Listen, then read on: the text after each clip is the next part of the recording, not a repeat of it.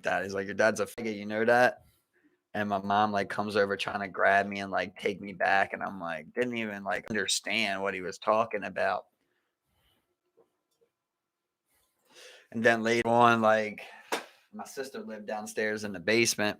I go to talk to my sister, and she explains to me there's like this column in the newspaper, bro, of my dad getting caught prostituting himself for fucking dope, bro, down in Patterson Park. Yep, and I remember, dude, like this guy used to just torment me with this, bro, like all the time, just reminding me, making jokes. You're a faggot, son, like just the worst shit, and like thinking it was funny, like really didn't even know, like didn't even hurt me. And then little time goes by, and my dad eventually comes by, and I'm playing basketball in the alley, and he comes over. He's like, "Hey, can I talk to you?"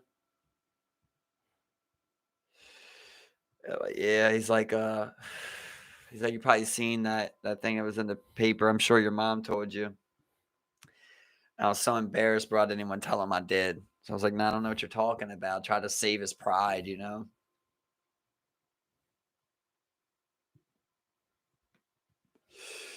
And I'm like, "No, I don't know what you're talking about." And he proceeds to like make up this lie about how he thought he was prostituting to a woman, and the woman ended up having a dick.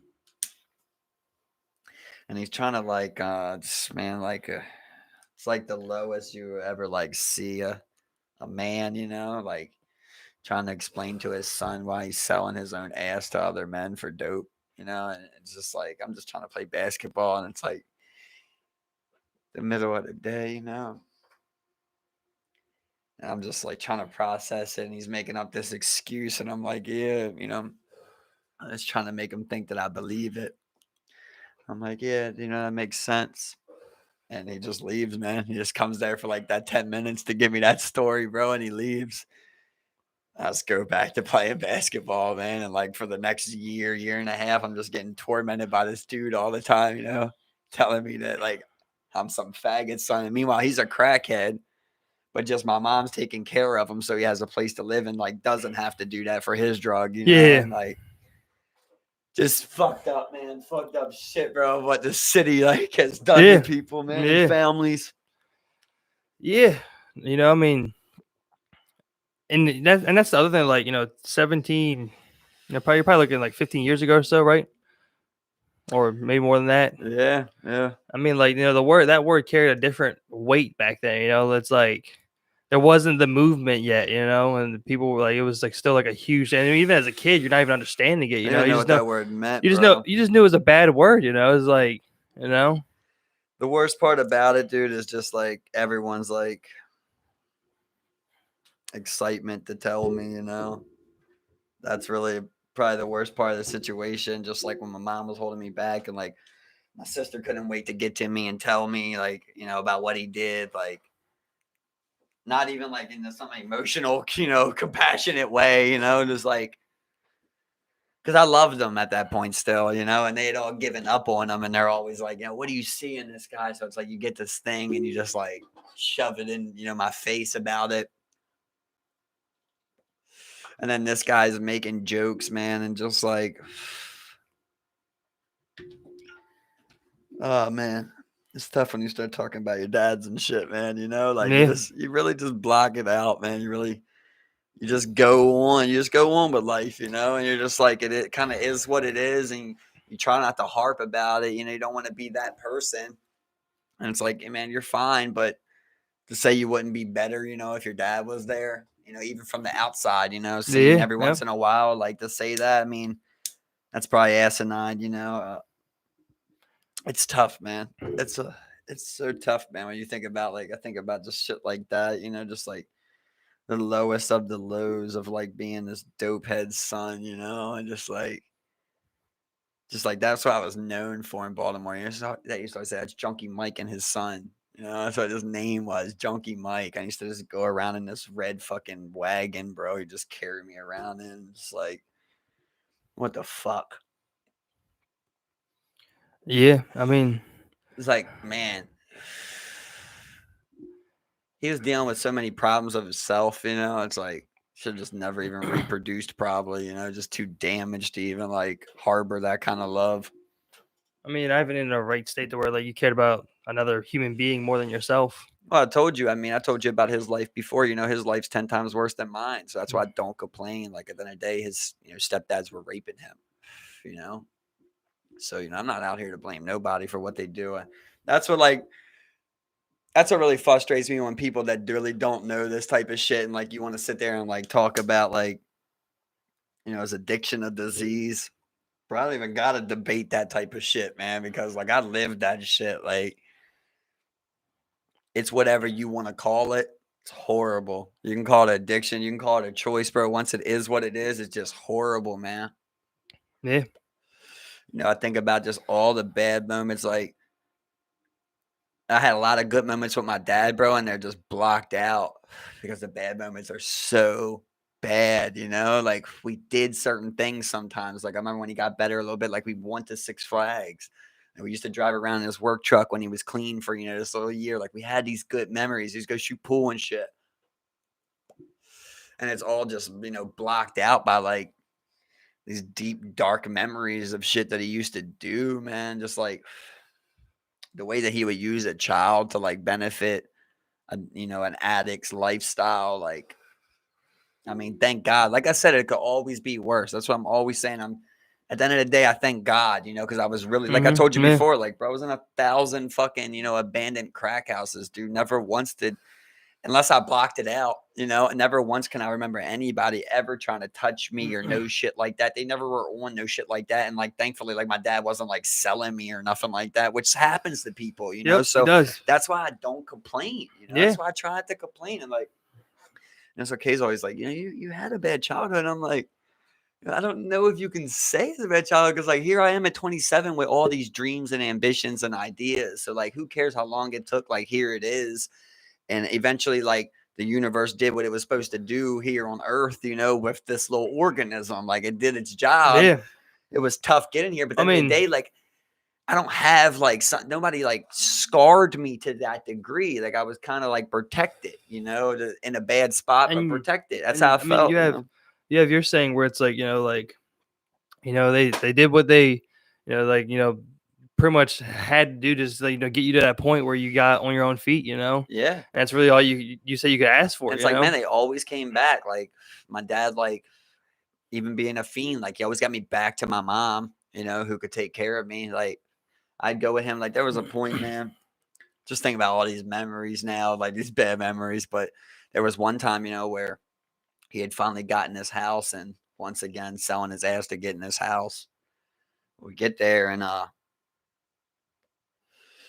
like it's going good. Like it's a good spot. I love this spot. It was out Essex and like this cul-de-sac. I had all these friends. We used to go do all like this country shit. I used to love it. And he was still on drugs, but he was at this house and he had a place to stay and like things were just good, And Looking up. he was supposed to give me back to my mom for school. I was with him, for like 3 weeks in the summer. He's supposed to give me back to my mom's school. And he just doesn't give me back. Because like the first time we ever like spent that much time together. And eventually, like that same crackhead who hated him, that's what it came from. This it was like he just came there with my mom. Dude just kicks open the door, bro, while I'm playing fucking WWE Raw. Dude just kicks open the door, and it's my mom's boyfriend. I'm like, what the fuck? All we out here, and just attacks my dad, man. And like this was a big motherfucker, and like my dad was able to like roll him out, and they're kind of like throwing punches, and it was a little scruffle. Nobody really fucked anybody up, and like this guy's like dragging me. This my mom's boyfriend, and my mom's like dragging me out of this house, man. Like my dad's holding my legs, like and he's like crying and like I'm screaming and like it just end up pulling me out. And I had to go back, to go back there so I could go to school, which I really wasn't going to school for like the first week and a half, And then I remember like I go with him the next weekend.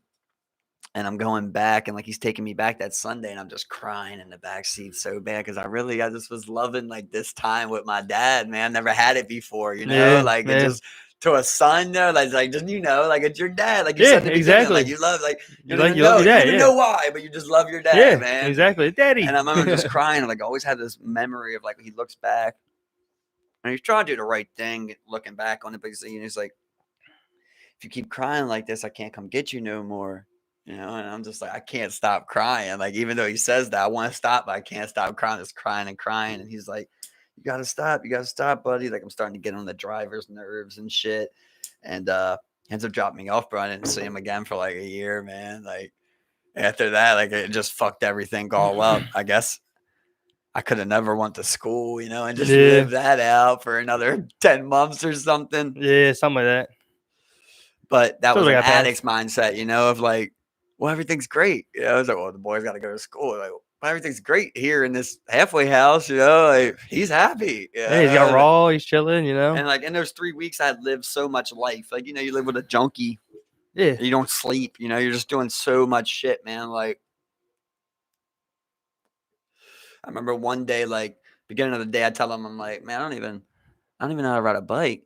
He's like, you don't know how to ride a bike. I'm like, nah. So I'm eating my breakfast, playing the game. He leaves and comes back. He's got this fucking pink bike. He just went and stole someone's bike somewhere, and he spray paints it black, goes out and teaches me how to fucking, ride a bike out there. And I'm getting it, riding and shit. And like the same day we go out in the woods and like we grab a stick and we sand the stick down and we stain it and shit and make like walking sticks. And like that night we're playing, was it Desert Storm? You remember? Was it SOCOM? SOCOM, Desert Storm. We're playing co-op mode on that night. You know what I mean? We're like making spaghetti at 12. Like you're living like, that dream life with your dad. Yeah, exactly. But at the end of the day, like this is all like sustained by like him prostituting himself. I'm not going to school. I'm eating like shit. I'm not eating none but snacks. No brushing my teeth. I'm around all junkies. Like, but at the same time, like I'm the ultimate happiness. You didn't know about junkies. In this You didn't know little about bubble. junkies. Yeah. In this little bubble. I'm like, oh, well, that was like the first time I seen my dad shoot up was at that house. Oh yeah. Yeah, that's when I really learned what it was. In the same place we used to make that walking stick at. It was in the basement, where like the sand and shit and everything was. They had like a little workshop set up there, and I remember like I was upstairs and we were supposed to, I think, go play something or do something. And he's like, just give me a minute. And he goes downstairs with the guy and like 15 minutes go by. And the kid, bro, you're just curious, man. I open up the door and I go down there and I'm like creeping. I can like hear them talking and like I'm sitting on the steps and you got like that little opening right there, where you can kind of see without coming down the steps. And I'm just like watching them. I just see him take apart this kit. And his buddy takes apart this kit and they both just tie off and shoot up. And like at the time I didn't know what heroin was and shit. I knew he was an addict, but I didn't know like a heroin addict. You know what I mean? And that was like the first time I seen it. I remember after that I used to always look for that kit. And I would like find it sometimes and I would just like look at it and watch like all these utensils he had. And it's always like a little zip kit or something, like something little that he would keep like a spoon in, his needle in, a lighter, like everything needed, man. And I remember like for the next 15 years of my life, I'd be looking for that kit every time I was with him, like even when he was like, I'm clean, I'd be in his room, like when he left looking for that kit. Yeah. It's so crazy, man. Thinking about it's so crazy to think about this shit because I don't talk about this shit. Like, it's just in your head. It doesn't interest me. It's like some shit I would say, like, okay, if I paid for a therapy session, like, okay, I would tell you this. That's what I'm supposed to talk about. I'll talk about this shit. But like for the most part, I try not to cry about this shit. I try to like move on and not because that's what my family did, bro. Like they all had really hard childhoods and they just like used that as an excuse all their life. And they always talk about the past. Yeah. And things like that. And I like never wanted to be that. That's the thing, man. Like, you didn't let it define you. You don't let it define you to this day. It's something, it's in your timeline, but it's not part of you. And people want to bash you, like it's like there's times where like Kay's like, man, you need to be more sympathetic, you need to understand that. And like, I'm compassionate, like I am, but like at the end of the day, like I know these things I did to persevere through and I got through them, and it's like I hear about these people complaining about these little issues. I'm like, respect to everyone's issues, but for you to be like harping on that like that, like I don't mean to do these comparison things, but like, bro, I've gotten over way bigger things than that in my life. You know, like, I don't want to hear somebody because there's a worry about about that. You know, I was telling kid the other day about this thing I did when I broke my arm, bro. When I got into the accident, I went to work 4 days later. You know what I mean? I fucking duct taped my fucking foot up, bro. Shoved it in the boot, duct taped it again with fucking like 3 layers of gouge. I always say that word, galls, you know, in that motherfucker, bro. Straight up had a broken arm, took the cast off because I didn't want my job to know. I didn't even know that you get paid those 5 days if you get injured off work. I didn't even know that young. I didn't want my job. I just got that job. Yeah. I didn't want my job to know. I remember you showing up and playing ball, and we're just like, bro, Mike is stupid. What is he doing? And like, you don't even know what's like, you know. Yeah, I'm working. Yeah. I ain't going, why not go play ball? Well, see, that's the thing. Like, you know, like at that moment, like, you know, none of us were in that position where like we had to work. It was like we you know, we would go get jobs because you wanted some money, but you didn't have to work. You know? Like, you know, no one. I can't lose this job, man. Like, yeah, and it's like no one even knew at the time. Like, yeah, I'm just wrapping this bitch up, man, for like a week, bro. I just like come home, pop everything off, soak in the tub, scream a little bit, you know, like, man, it was like horrible. I had no idea. And like later in life, I learned that I could have took days off and even got paid. Yeah, exactly. But I didn't want to. I wasn't even thinking about the money. I was thinking look bad. Like I'm like, yeah, I was probably working there for like 5-6 months. I'm like, I don't want to have to go miss, you know, 2 weeks out of nowhere saying I got into this dirt bike accident. Like, that sounds so stupid. That's how I'm thinking in my head. And that's the thing. And when you don't got a dad to tell you, hey, you know, or a mom, you know, to say, hey, that's like who I would Weren't you working with Bill? Yeah, but like Bill, you know, is like, I'm also not showing him like my injuries, you know, like I'm not that kind of guy that's gonna cry about things. But he knew what like, you had, you know what I do, but like I know, but like I'm good at hiding it, bro. You know, at the end of the day, like I'm not gonna sit there and be in front of you like, I'm not gonna I'm not that guy. He was never like, hey, you know, you can get the 5 days paid. He didn't know, you know. He didn't know. Damn, you're talking about a lifelong hustler, you know, like he doesn't know nothing about like anything. I got you. Nothing, you know, like I got you. That's not the guy, you know. And he's also not, I mean, he might not have felt to be the guy to step in. It's like save you from yourself, you know. That's like I only think I can think about like my parents or like my sister, maybe like. Who could save me from myself? I don't know who could have did that. You know? I don't even know if Bill could have did that because the way I was thinking, I'd be like, well, you're not my, you know, my parent, my family, you know, like you're my friend. You're my friend. Give me this opinion. Well, that's what you think. Well, I've succeeded a lot more than my friends. I've got this mindset, you know, and like nobody told me that I could take those days off. And I'm just like, all right.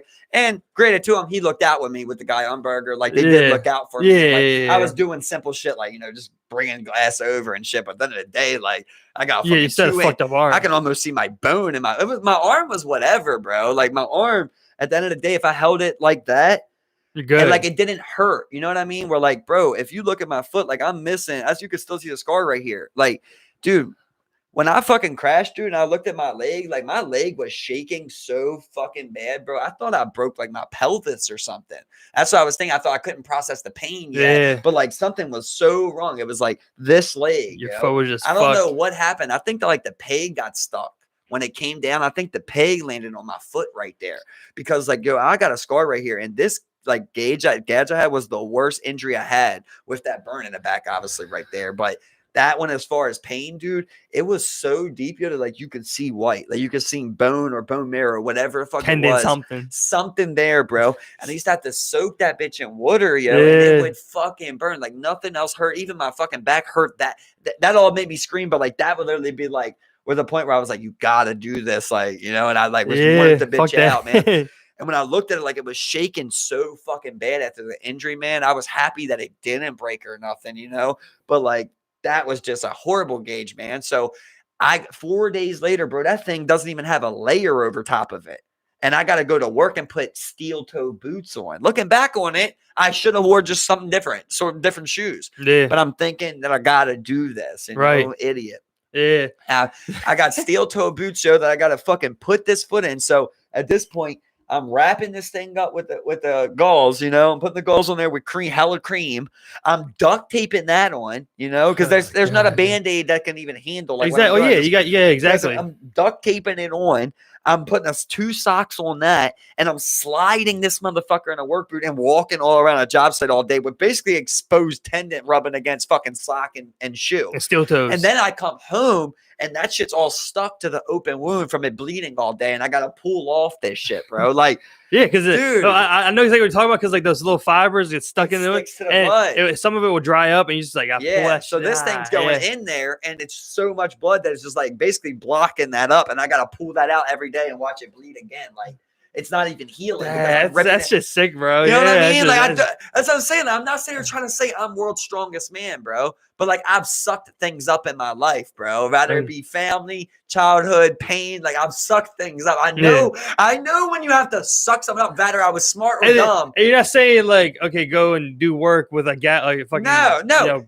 what I'm trying to make the point is that you overcame things. I didn't have someone to protect me. Yeah, you know what I mean. You did what you had to do. Imagine if your son was doing that, and you knew what your son had been through. You'd be like, bro, don't worry about working. Like, don't worry about the money or nothing. Fuck that job. Fuck the money. Like, get good. Exactly. No one told me that. To me, I'm like, man, I owe $400 a month in this. I got Comcast. I got electricity. Like that job. I don't even have my vacation and sick days yet. So I had nothing. So I'm like, fuck, bro, I got to go get this money. And I got to pay, and I got to look good. Like. I had nobody to save me. Exactly. From myself. And you were probably what, like 18, 19 at that time? Yeah, I was 18. 18, exactly, man. It's just like young ass mind, and you're working a pretty serious job at that moment, Fuck yeah. I was working like a restaurant job, I'm just like chilling at fucking Mission Barbecue. You're working a legit job right there, So and I'm not, and that's why I try to do that comparison where it's always like, oh, tell me your bad story and I'll tell you something worse. I don't want to be that guy. And that's why I said I don't talk about those things. Instead, like you tell me something bad, I want to make you feel better about those things. And I want to help you like with my experiences. I don't even got to tell you my experiences. I'll just tell you, how I dealt with these things. That's what I want to be. I don't want to knock you for it, and belittle you for it, but don't come nagging. If you need a therapy session, I'm willing to help you. Right. I'm willing to talk. I love talking. I'll talk to you all day long, whatever you want to talk about. What's the problem? That's the best thing to talk. That's but if you're coming here every day and it's like for me, like that's what I was like, this is just how it's a separation between talking and bitching. I hold myself to a different standard where it's like for pain, like to me, if you're in that much pain, it's the classic, like, I really do live with that. Like, can you play? It's like, if you could play, then you need to play. That's how I look at it. If you're going to get up and show up to whatever it is, the court, the gym, the work job, whatever it is, and you're in pain and all day long, you're like,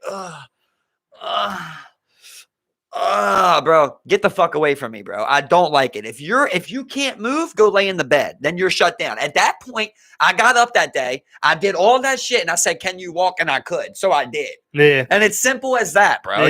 So that's what I'm saying. Like, I'll say a million liberal things, bro. I don't want anybody to tell me pull your bootstraps up, bro. Because I literally did with tendons showing. Like, I don't want to hear that shit, bro. Yeah. I know when it's time to grind and I know when it's time to sympathize. I like to think, I like to think there's a balance of that. I've learned that. I don't want to be the guy that like always it's the same thing like we say to what people do with like education, like, oh, this about the Spanx? Did you know this? I don't want to do that. I think there's a very clear line of like what's like, talking about what's bitching, what's nagging, I think there's a very clear line with things like that. You know what I'm saying? Like something like that it's a very clear line. And like when you go beyond that point, for me, it's like, it's just like I don't understand what you're like doing at this point. I understand being vocal about things, I understand talking things out loud. But then you cross that line where it's just like you're in this area right now where it's just like you are literally, you just want to hear yourself talk. And you just keep going. Yeah, exactly. And the worst thing is when that particular person is not doing anything to help anything with that situation. We're like, well, hey, are you stretching it? Are you icing it? You got to elevate it at night. What specific situation we deal with, bro? The people we play football with. There's that one guy that always shows up. Literally, same guy. I'm not gonna say his name, but the same guy shows up always. My ankle's hurt. Oh, I got a bad ankle right now. Literally every single time that we played with him, probably only been like he's been in probably like the last 3 times. Yeah. And every single time he's like, oh, my ankle hurt. I'll do what I can. I watch this guy play. He's running full speed. He's cutting full speed. As soon as the bad play happens, my ankle. I'm like, bro, I'll never be that person, bro. Yeah, man. And that's like one of my golden box square checks, I want to see that guy that, like, I hate to say it, but like, played through that ACL and shit. Like, that's why I appreciate something like that. Not saying you should, but it's like that mind to be able to say, like, and just bro, push through it. Get the job done, and push through it, man. I have that ability where it's like, all right, I don't want to suffer. But if it comes down to suffering, like, I'm going to get the job done. I'm not going to curl up and be like, oh, I can't make that 70-mile trek through the snow, like, and then we're going to go. We're going to start trekking. I don't know, like, what it was in particular, but I remember, like, being, like, 18, 19, and I remember just, like, it just had a thought in my head, I mean, I'm just, like, sitting there thinking one day or over time, I'm just, like, You know, I'm just having a lot of worrying about the future, maybe what I'm gonna do. You know, you're at that age, just like, well, what are you gonna do when you're growing up? What are you gonna do now? You know, you're gonna go to school, you're gonna go to job. Not sure what the direction was at the moment. And I just remember sitting there, I'm just like, well, I mean, I'm not gonna go homeless, because I won't allow myself to go homeless. I'll find a fucking way to not go homeless. You know what I'm saying? If you need to eat, I'm gonna find a way to eat. It's like, okay, well, apply that to pretty much everything. It's like, well, I mean, it's like you're just gonna sit and just be like, okay, you're just gonna do that for the rest of your life. It's like, well, you don't have to. It's just like you don't have to go for that like failure route. You know what I'm saying? Then kind of like you say, where you just curl up and you reach a certain point, and then you just curl up and like kind of like, it's like go with it. Excuse, like built-in excuse. Like, okay, well, then you're already planning for failure. You already got a backup option from when you failed. You're gonna say this. Yeah. I always think like when I run my farthers, I always think about like me and you are out on a hike. We're in the middle of nowhere. You break your ankle. And like we're in the middle of the jungle or something. I gotta go for help. It's like it's fucking 45 miles, bro. Yeah. And it's like, all right, bro, I'm gonna run it. It's like, okay, well, obviously running 45 miles is like insane, but why are we gonna sit here and even discuss details? You know what I mean? Like you could sit here and tell me running 45 miles is insane, but we're already placing that doubt in mind, right? Where it's like we already accept the fact of the situation. The fact is you broke your fucking ankle. You're probably going to die in, internal bleeding in a little bit, maybe a couple of days, If not, we're going to starve. We can't carry you. Like, we got an issue. I got to go get this done. So it's like, okay, you say, I'm going to run 45 miles. So I always try to picture that, like when I'm jogging. I'm like, imagine if it was that. It's like, okay, well, are you going to keep this pace? Well, if you keep that pace, yeah, you'll make it. But what if he's blown out by then? I'm like, you got to keep this pace. Yeah, you keep this pace. It's like, all right, you got obstacles. You throw an obstacle in there. It's like, oh, I got to get over that. But over that, running through that. Hell yeah, bro. It's like you try to picture it. It's like you try to picture like how to accomplish it. Not what am I going to say if it doesn't work, It's like the worst thing you can do to yourself, man. And even I still do it in things. I'm not saying I'm perfect. Like, I still do it. Yeah. But I feel like, when it comes down to it, I will be able to get going. I'm not going to be like, oh, bro, it's snowing. I'll never be able to make that, I'll never be able to make that rhyme. It's 45 miles, Steven. It's like, I got to give you hope too, I got to believe in myself. I got to give you hope. I put my Apple AirPods in. And that's 4 hours right there. So I'm getting a chunk in that motherfucker. I would just break it down, and try to make it capable. Like, okay, 45 miles. We're doing 11.2 a fucking quarter. We got 4 quarters. I'm going to break that first quarter. I'll walk from there. I'm going to try and figure it out. Exactly. I don't want to be around motherfuckers that want to be like, well, that's 45 miles. And I mean, like, it's the cliche thing, but like, it's like the way my mind's always operates, it's like the failure is not an option. It's like that's not even in my mind for a second. It's like you're gonna go and do what you have to do to achieve A, B, and C. Especially when it comes down to it, of you facing death, homelessness, or like you're just in a bad position in life. It's like it's like you can roll over and die. Exactly. It's like that's how it thinks. That's how it equates to my mind. Where it's like even if it's not death, it's just like, well, I mean, it's like the same decision making process where you're just like, okay, it's like, well, I'm just gonna die. That's come on, that's what always frustrates me. Like there's videos of like them people that do like them like home invasions or something like that. It's like, okay, somebody invade your home to caught you off guard. That is what it is, bro. Once somebody decides to like hog tie you and like put you in a trunk and take you somewhere, like.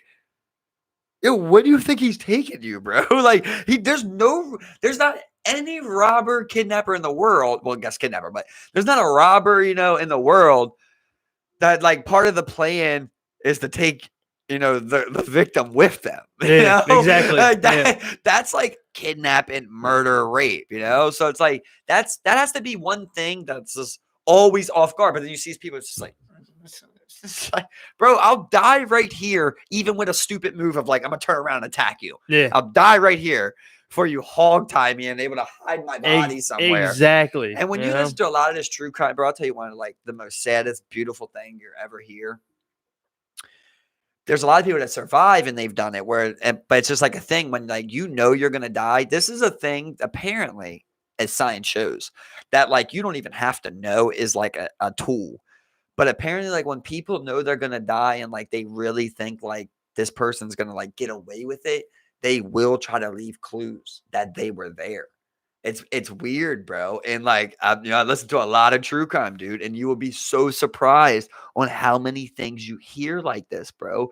Like I was listening to one recently where like, this woman had placed multiple things around her, like in the house and shit, and she went behind her own husband. She was suspect of her husband and changed the will, and basically put everything in the kid's name instead of his name, and ended up coming true.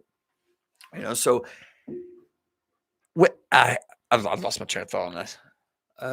Leaving clues. Exactly. So leaving clues. So I was trying to get to the best one. So on the best one I ever seen though, bro, is the saddest one. Like as far as that goes, these two fucking 13 and 14-year-old sisters, dude, go out to a state park, bro. And when they're out there, they encounter this guy, man, who like ends up like, I guess basically like they don't really know, but they think like he pretended to be like a trail guide or something. So he takes them down like into this fucking barrier, bro, where like nobody can see him. And like, yeah, man, it gives me chills, bro. It's so sick. But like, obviously, like the girls knew they were in trouble. So one of the girls starts like a voice recorder in her pocket on her phone. And like, it's only like 38 seconds that you hear. And she's on there and she's like trying to say things to like about what he is, but like she don't want to be weird because he's like face to face with her. Exactly. Yeah. And like, man, it's so sad. Ooh, At the end, all you that's chilling. hear is that thing go off at the end. That's it. And Like, you knew that in the result. there probably was other shit they heard on that. You know what I mean? Just what I was watching, they couldn't release. They just releasing that part, Ooh. Yeah. But they said that's what the police released. They never found that guy, bro. They never got that guy, dude. Yeah. She tried to do that. That was there's one time like that, and then there was another time, right, where this girl was like a known hitchhiker in this town. Like apparently everybody knew she didn't have a car. People pick her up all the time, give her rides. So there's like a mall that's like 30 miles away. This small town, real quick. Yeah, And spread out. Yeah, and like when they're on the way there, this guy's supposed to drive her to the mall, and she leaves her kid with her sister at the house. And as she's going, she's in the car. She calls her sister, and like basically on the low, and her sister doesn't fucking answer. I forget like what she was doing, but her sister doesn't answer, and it goes to the voicemail. So the whole time it's like a fucking like 32-minute voicemail, dude. And it is so eerie, bro. That's like, remember I played that one for you on there, yo? Like that's what that is. Like it's one of those ones. And she's like, the whole time she's trying to give like all the clues she can, and she's not hiding it. Like she's legit trying to tell her sister where she's at. So as she's going, like, dude, it's so sad, bro. She's like, they're driving. She's like, hey, I'm calling you to make sure, my kids and your daughter's all right and you're okay. I'm with this white man in this red truck, and we're driving towards the mall right now. And like she stays on the phone though. After she says all that, she don't hang up, and she's just like, time just going by. And then she's like, it gets to the part, bro, where she's like, which way are you going? Dude, it makes me want to throw up, bro, just saying that. Like, I hate even repeating this shit to you sometimes, dude. Like, it's like one of them things where, like, you just want to listen. You don't want to have to talk about it, Like, that's why I always say you should listen to it, because I just don't even like it, but it sticks with me, Like, I was a detective on the case, bro. That's really how it sticks with you. Like, you can't not hear these things, Once you hear real audio, it's crazy, man. Yeah, that's like, I don't know. Yeah, it's weird because bro, I don't like that shit either, bro. Yeah, bro. She's like, you're going the wrong way. You're going the wrong way. And he's like, no, this is Route 90. It's the back way. We're avoiding the traffic. I promise you. And like, it's just like time's going by. She's still on this long ass voicemail. And she's like, no, this is the wrong way. You're definitely going the wrong. He's like, no, I promise you can get to the mall back here. You just got to go back around this side. And she's like, no, there's no way. There's no way to get back here after like mad long. Like they're deep in there now. And she's like, there's no way to get back there. Let me out. Pull over. And he's like, no, I promise. And then, they cut that video off. I don't know if she kept that voicemail going or what. But that was a guy they ended up finding because he was raping like all types of hitchhikers and shit, of course. A lot of people do that, bro. Like, man, like I got all these cases in my head I can tell you, bro. But like the one I listened to today, like they busted this guy. He had like this asphyxiation, dude, with like he liked binding women behind their back by the like bicep though, like up here with rope, and then he like drowning them and fucking them. and like raping them. And when he got done that, like he like liked doing it for hours upon. He would smoke one cigarette, rape him again, smoke one cigarette, and rape him again. So like all the way back, bro, he does this to this girl when she's 16. And she goes forward, the story. They don't fucking take it up, and he ends up going on, and eventually, like, they find this woman dead, and they can't solve the case for shit. This girl's file comes back up, bro. Good detective work, just working, an old file, and they like look at like the similarities, saying bounded up, head underwater. He let her go because he had raped her before, and she didn't say nothing. But that time she went forward. And it was like similarities. They end up going get this guy, and after hella long, bro, they finally fucking get him and book him. Dude, this motherfucker, first he only gets 20 years. That's the most they could get him because they couldn't even get him on like a lot of shit. He only gets 20 years, and he gets let out in 12 because of a Texas law that you get double time for each day of good behavior. It's back when they had like hella inmates, and they just were like They're basically trying to get people out, trying to get them circulate out, out, bro. just So he circulate did them. 12 years, dude, and got back out. Ends up getting booked again and arrested again on another charge later in life in his 60s. Had a fucking disabled wife, ended up marrying a disabled woman, did the same thing to her, paralyzed from the waist down, bro. Like this guy had like some crazy power things, man. But so he did that. So it ended up being 32 years from when they caught that guy, bro, from that original lady. And it just shows you, like, okay, that time justice didn't come, but at least that report ended up leading to justice. Exactly, and do that. Like you said, good police I'll tell you a work. good one I've been on lately, man, is that American Greed, though. Yeah, you told me about Bro, the you hear about malpractice. some real crime, dog. The one I was reading today was fucking dirty pharmacies, not selling drugs, bro, producing the drugs. There was this guy, bro, just breaking every guideline. In Utah, they had 1,800 pharmacies and three inspectors for them. This guy's always joking about how easy it is to pass and everything, bro. Has the dirtiest drug facility like you ever seen. I learned a lot. Like in these drug producing facilities or any of like these scientific environments, they keep an open petri dish in the middle, in the middle of the room. Yeah. So in case bacteria builds up on To that, see it grow. hella bacteria on it, bro. And this guy's producing steroid shots, antibiotics, everything. You're supposed to like run it through this process to help clean the bacteria for 20 minutes. He's doing 10. He's doing 5. You're supposed to send 30 samples of like, it was like 30% of whatever your samples are to get tested outside. He sends 1 and just says that it's 30%. You know what I mean? Like he's just doing everything so dirty, bro. Dude ends up producing a dirty fucking spinal steroid shot, dude, that had a fucking I forget mango, the fungi that goes in your spine. I'm not sure. Yeah. No, I'm not sure. Yeah, I'm not sure. Yeah, mango. Damn it, I forget the meningitis, fungi, meningitis, something like that. From this bacteria that they're fucking shooting in people's backs, and dude, it's like the same symptoms over and over and over. Like right the next day, bro, they said they had like I don't know if you know about this disease. I didn't know about it, but like apparently it's like one of the worst diseases. You can get it from a lot of things like dirty drinking water, all types of shit. Whoa. And it attacks your spinal cord, bro. But the first thing it does is give you a headache on the top right here of just like insane pain. They said like people want to die because the headache's so bad. And after that, from there, it's like your body debilitates. Your fingers go numb and then your legs give out and you can't move your fucking legs, bro. So this ends up getting hit, bro, with like, he produces 15,000 shots. By the time they catch it, they had given out over 1,000 shots.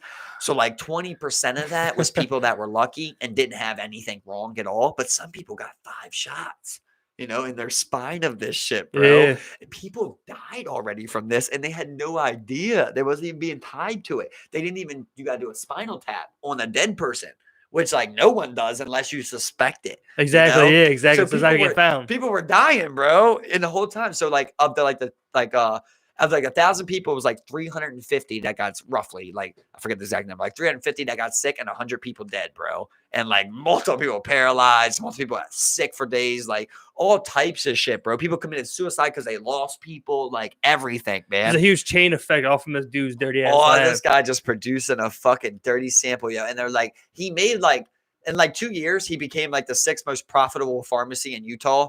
Which I told you, He's there's saving 1,800 money. of them because he's just doing all types of dirty And shit. saving money somehow, And yeah. ends up like killing all of these fucking people on some dirty shit. This had me thinking like, wow, man. What was his punishment? Anybody could do that.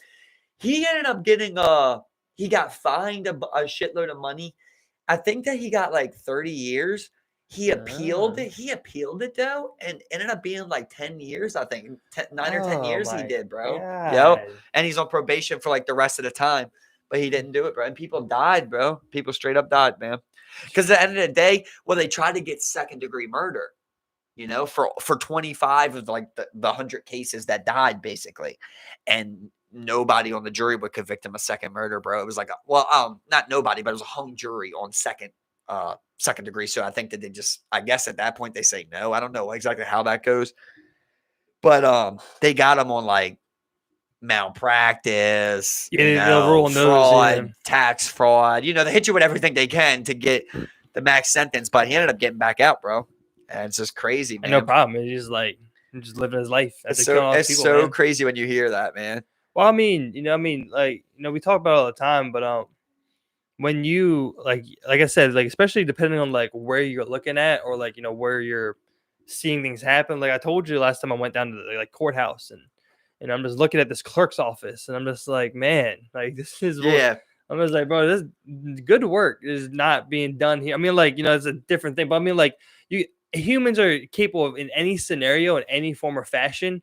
If you think of it in your own head, like, oh man, like, there's this dude making drugs that's just dirty as shit.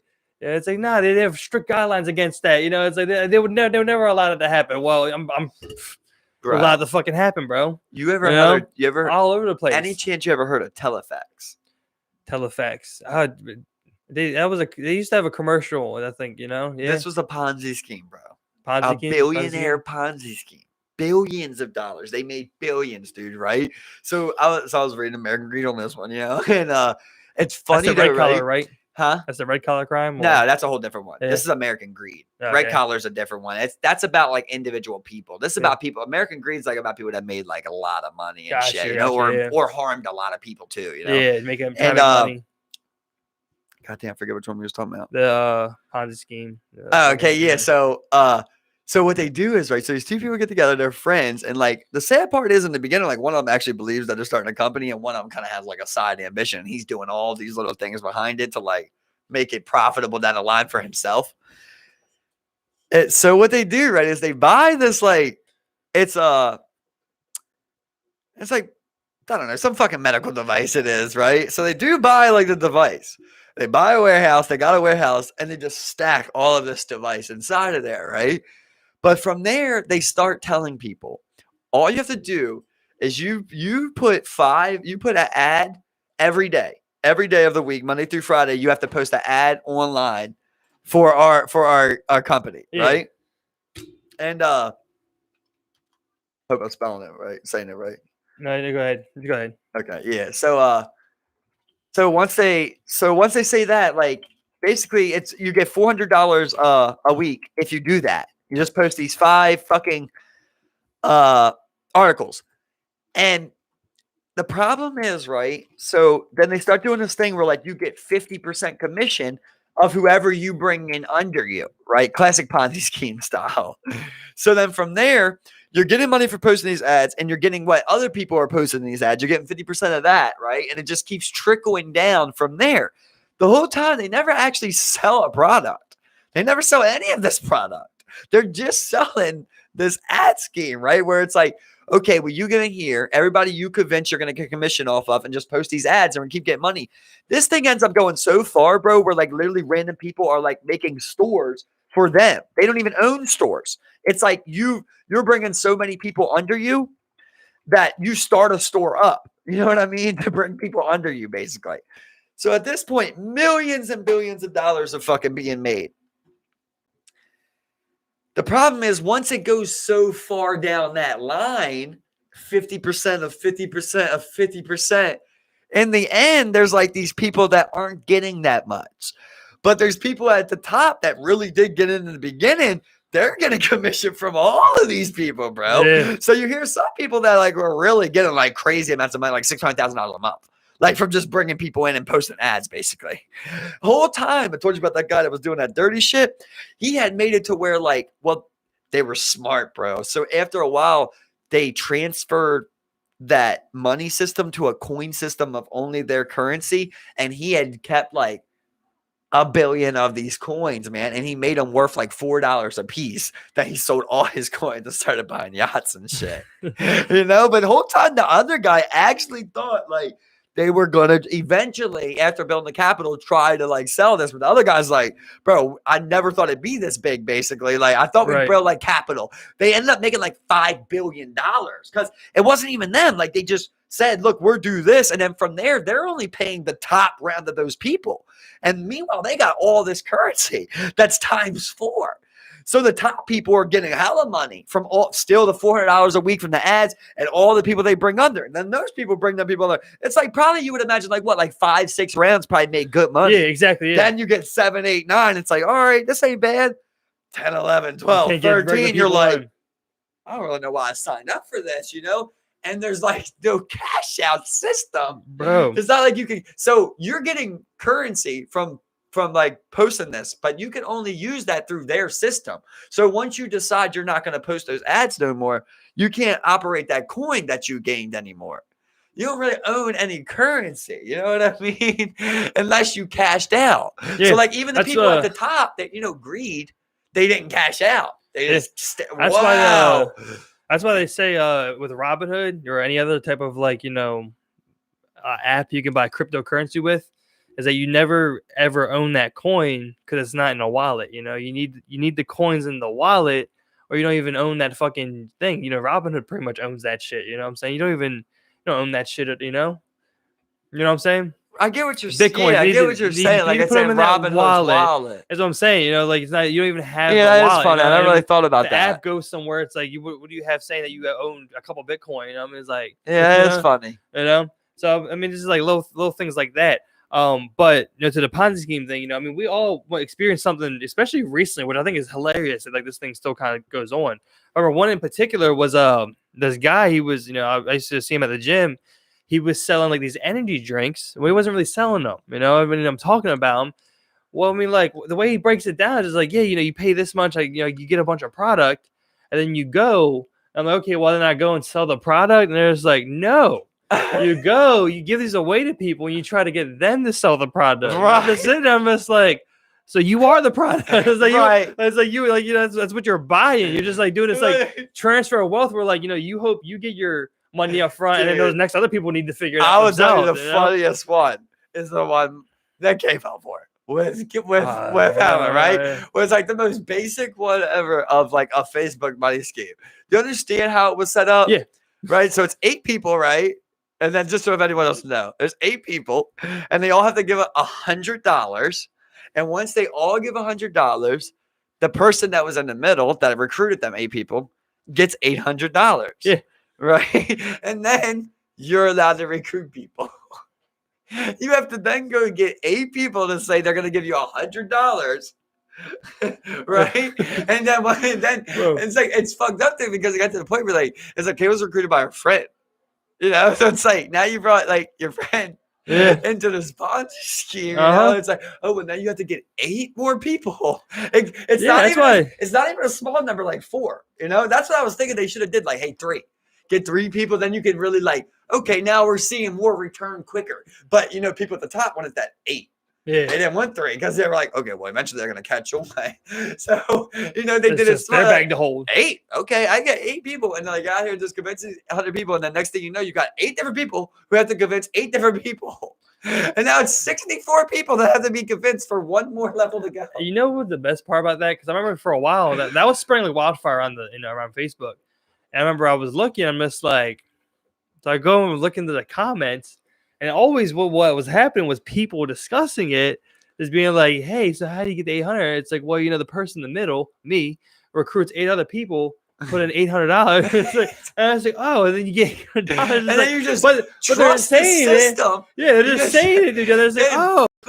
All it really is you just invented this box right here. Everybody's gonna give you $100 and you're gonna keep it. Yeah. From there, there's nothing bounding anybody else to sign up for you. The thing is, right, is they did this thing where like the 8 people that were recruited, they're all supposed to help each other get 8, right? But the problem is, once I give them 800, let's say I know another 8 people. Why would I give it to some strangers that like another friend of mine I know recruited? I'm just gonna start another bubble up and get 8 more people. Yeah. You know what I mean? So it's funny because like after that happened again, I'm like, okay, well, first of all, you should have called me before you ever do anything like that again. Ever thought about that? I'm like, that doesn't make any sense. She's like, we give 100, you get 100, get 800. I'm like, that sounds great, but you know that's too good to be true. Like that's just not true. Yeah. And it sucks because like later that day, you have to see that sad look on her face, you know, where she's like, I think it is a scheme. And it sucks because like I seen her working and trying, like, you know, really trying, just like it gets anybody, you know, from Ron to, you know, Bernie Madoff, whoever it is, you buy into this. And like these people are really working to do this for these people at the top that made all this money. And like she's sitting there and she's trying to recruit like her own friends, you know, so she like recruits Heather and like she's trying to recruit other friends. And I'm like, at this point, so then like she had like 2 people. So I'm like, okay, well, we know it's a Ponzi scheme. I'm like, so your friend invited you to come in here though, right? And she's like, yeah. I'm like, well, you know, was that completed? You know, did she get the 800? She's like, yeah. I'm like, well, she just give you your 100 back. Now that everybody knows it's a Ponzi scheme, your friend made her 800 for $100. If she's her friend, she'll give you your 100 back. And she should give Heather 100 back, in my opinion. You know, like nobody else is really gonna complain. I don't think she's gonna give all that money back, but like she should give you guys the money back if that's your friend. You know? Yeah, exactly. I think she ended up getting half back.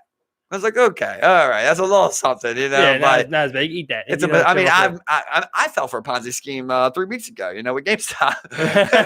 You know, I lost money too, so I know how it feels. Yes, sir. Yes, sir. That's what I thought was funny. I was like, I felt it come full force because I remember like you were like, bro, you know, just give her that GameStop, just go and you know, sell it and get Churchill. You know, like his tank stacked in like 29. Go Churchill, bro. It's going up. I was like, see you, Churchill. Yeah, that's what I said always. Like, you still got GameStop. I'm like, no, I went to another company to lose a little bit of money. Now I went to here to lose some money. Now it's like you lost all this money. At that point, I kind of was just like after I lost that, I was at like $150. I'm just like, I'm just gonna go hard on some bets. So I was like, all right, I'll grab as much Churchill as I can. And I just won't sell that at all. You know, I just keep that and hope that one day it becomes a couple $100. But from here, I just want to restart. I'm probably gonna remove a bunch of companies and just restart. You know, it's just so funny because I mean, like after everything is said and done, like you see an article and they're just like, yeah, well, when you do the math and at that price valuation, it's sitting at a $96 billion company, the 5th largest automaker in the world that has yet to sell a vehicle. And I'm just like, that makes so much sense. I'm poor. Like, that's like what it is. It happens every time where it's like, you know, I do some shit like that, and the next thing I read something, it's like, it all depends when the article was released. You know, it always hurts more when like you see I was like, oh, I was posted this morning before I opened. Like, why would I not find something like that and read that? Like, yeah, it's like anything, right? That you can look up like, why shouldn't I brush my teeth with you know, Colgate? And it's like 10 reasons why. And you just Google, just change the why shouldn't I and why should I? And it'd be 10 reasons why, you know. It's like anything. You know what's always a good sign. Somebody's getting paid to bash Lucid, and somebody's getting paid to you know the best thing for me is like when you're like, why should I buy Lucid? And it's like, you know, the first thing comes out, it's like, good question, you shouldn't. It's like, okay, you know, so maybe we're getting somewhere now. It's like, if you gotta ask that question, you don't know what you're doing. It's like giving me an echo chamber. I don't know what I'm doing on there. I think when you're asking if you should buy something, first of all, I'm sitting there just like, for one, I'm never gonna rely on someone, you know, just be like, you know, be responsible for like losing me some money or making me some money. You know, I'm just like, to me, I never put that much in though, you know, so it doesn't feel that bad. Being like, hey, what do you think a play is? Like, I get you. Maybe like even 1,500, I'd be like, that's what Steve thinks. That's why I always avoid just saying outright buy this or buy that. I'm just like, I'm buying this. Give your baggers every time we come on. You drop your 10 baggers, bro. I'm looking at this right now. You know, I'm just like, let's just put it out there. You know, that's the funny thing. You know, it's just like, man, it's just like it just hurts with GameStop, man. It's like it's gonna be so like I don't even know what's gonna happen anymore, bro. Because like it's back up to like the 150 mark. Just, I don't even know. If, 180s like, now. what is it 180? What ended that 180? That's so Last time I checked. weird, Yeah. bro. I don't even That's know what I what was that saying. is. Yeah. So I Yeah. shouldn't have worded it like that, but I was saying to you basically like, hey, maybe you should do something with that GameStop, put it towards something like. I don't have it anymore. I don't have it. Oh, you got rid of it? Yeah, I don't Oh, have okay, it. I didn't know. I solidified my loss, and I'm just like, Oh, God damn it, yeah. Okay, I figured. You Yeah. know? That's what I was saying. Like, okay, maybe if it does before, Sal will shut the video. Yeah, I didn't. And Maybe it's 200 sell. And pretty much after that, I stepped away because like I started like I'm just like reading a lot more. Because I mean, like what I did at that moment, I was just going to a casino pretty much. Yeah, But, and that's what sucks, right? Because I was like, I'm sitting there talking to myself today in the van. I'm like, all right, you're gonna start putting 60 in when you can. You're gonna buy DraftKings stock like you were doing. How's Trit doing? You know what I mean? It's like I like the gamble. So now I'm at the, and then but I tried to do it last time where I was like, okay, you're gonna buy one DraftKings, then you're gonna put some money in the gamble. And I just stopped buying my DraftKings. I sold my DraftKings to gamble more, and I'm gambling it all on like this big thing. I was doing pretty good. I was up $120. Yeah, I could have just maintained what I was doing, but I got greedy and I wanted that big play, And I'm just like, I'm not putting it on you. I was just like, a stranger could have said buy GameStop, and I'd be like, how much that's going to go up to? It's like, it was just fun money to me, Yeah. This time I'm thinking I'll try and take it more serious. I want to buy stocks that maybe. Well, not only that, but I mean, like, who would have ever thought that you would be limited to buying a stock like that? That was crazy. I mean, that was if I only waited. And I mean, like the overall, consensus is that it was gonna keep popping if that retail pressure kept going on, and people were buying just what like with GameStop, that would have popped, because it even maintained it throughout like Friday, and then came that next Monday. That's when I started dipping real hard. And that whole next week it dipped and then sat back down around to like 40 until it popped off again. Which I mean, like again, like no one even knows. So like. Well, I'm thinking there is that like if no one like kind of like knows, and like even people on like you read it like on Wall Street Bets who are all like, yeah, GameStop, we know the short interest, blah blah blah. Like they don't even fucking know. Yeah. So this is why I'm thinking like this is some shady shit. Where like I think of that one scene in The Big Short where it's like it just doesn't make sense. Like the interest rate is the foreclosure rate has reached a certain percent, and our position doesn't change even though the housing market is doing like shit. Like it's either. It has to be fucking rigged, just like dusted. Yeah, I mean, just like it has to be fucking rigged, or something, I mean, people were onto something, man. And that's the thing, like I really feel like people were onto some shit right there, and it's just like, wow. What made me geek? Though? It's weird that we're all still want to like participate in it though, because I mean, it just proved everything we thought. That's why. I mean, that's why, like literally, like all of your suspicisions proved true. That's the thing. Now what? I still enjoy like reading into the market and keeping my knowledge up, and like I still look up like stuff and like read shit. But like I'm not sure if I'm gonna go back to it or not. You know what I'm saying? I just don't know. Like I feel really iffy about it all right now. Like I remember I talked to you guys like after all the GameStop shit happened. I was like, I feel really different about it now. I mean, like people will make money on there. People will make money, but you just always know it's rigged against you. You're better off going like a casino. It seems at this point. Yeah, but at the end of the day, relying on poker skills. At the end of the day, dude, you made a crazy play. Yeah, oh yeah, 100%. You made money off of plenty 100%. Of smart moves. Oh yeah, you made a super crazy play and you paid for it. And that's the thing, bro. That's what makes me feel like even like worse because I'm sitting there because this is what happened, bro. What's your option? I'm looking at my my 1 year, my all time, and I mean like you see my first started and it's just like and then you see when I stopped for that little bit of time. And it's just like it just goes right back down to where it's like I pretty much I'm like I've made only a couple $100 now. It's like it's over that period of time. It's not even like I didn't even solidify anything. Yeah, I was sitting there thinking the other day. I'm like, what if we all just go like 25% on the Tesla stock? But I was like, well, I mean, how high is Tesla really gonna go? It's like we really got to know what the other stocks. Who knows about anything, bro? I mean, like that. Like, why do you think people are short Tesla? Because no one really fucking knows. Even though they're still losing money on shorting Tesla, it's like they probably none of the numbers make sense. Because I mean, like, you can't go off of the numbers. I understand what they do. As time goes on, people will reopen. They'll close out, like old ones and like cover and hedge that with something else, and then just reopen them as it spikes again. And that way, if they get a dip from that high point, like Tesla recently went from like 870 down to like 700. Is like, oh, you made some money on that downfall right there. You know what I'm saying? Bears. Yeah, that's like what Jordan Belfort. Like what Jordan Belfort was doing, the Wolf of Wall Street. They all do that. He just got caught. He just went too hard. Mm-hmm. But like if you like American Greed, I was looking up on his thing. But like if you really look at what he did, I mean, the gist of it, right? But like the baseline of it is that what you really don't understand is like the model of it though was in the beginning. So you come on to me as an investor for here. I really do real IPOs for real companies that are profitable, you know, and like are on the NASDAQ and shit. Right. You come to me with money. I buy you shares of that company. It goes up. I sell you that. I make you that amount. You gave me 9. I made you 3. You gave me 11. I made you 8. Whatever it was, right? I do that for you once or twice. And after that, we got that rapport. And at that point, that's when they would sell the penny stock. At this point, they'd already bought basically all the shares of that penny stock, you know, billion shares of whatever it is, you know, it might be some dude making shoes in his locker or whatever it is. They already bought the shares of that. They basically own that company. Why it's at, you know, pennies. They start hyping all these people, right? Then they take it to IPO. He gives it an IPO. He goes live with these things and gives them like $4, which is like, you know, still a lot for a penny stock. All of his people who got this rapport with these people, they're like, look, man, if you really want to make some money, I got to play for you. They pushed that fucking stock, bro. He had penny stocks going to $15, $20, bro. At which point, he fucking sold his ass off. Billions and billions of shares. And he paid all of these companies, I forget what he called them, like sandbaggers or some shit. All they did was buy the shares for him.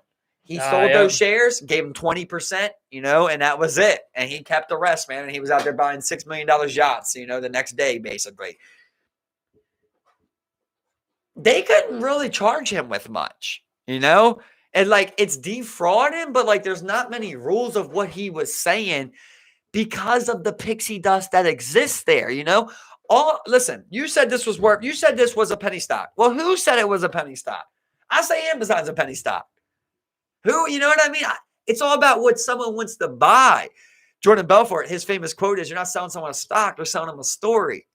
You know what I mean? Like Amazon's already done for it. Nobody wants to buy into that. It's like, I got the next Amazon. You know, they're doing this. You know, like people want to buy into that. You sell that. Next thing you know, I didn't. You know, what did I do? Right. The part that he did wrong was the fact that he had bought those shares. That's what legally he did wrong. At that point, it's stock manipulation because he owned the shares. Yeah, exactly. Yeah. Remove him owning the shares, right? He does the same thing at his firm the next day. He says, this fucking thing's worth $5. Steve making, you know, lighters in his basement is worth $5. And they all fucking sell it. Professionals, whatever it is, dummies, sell. And your fucking thing goes up to $20. What law's broken?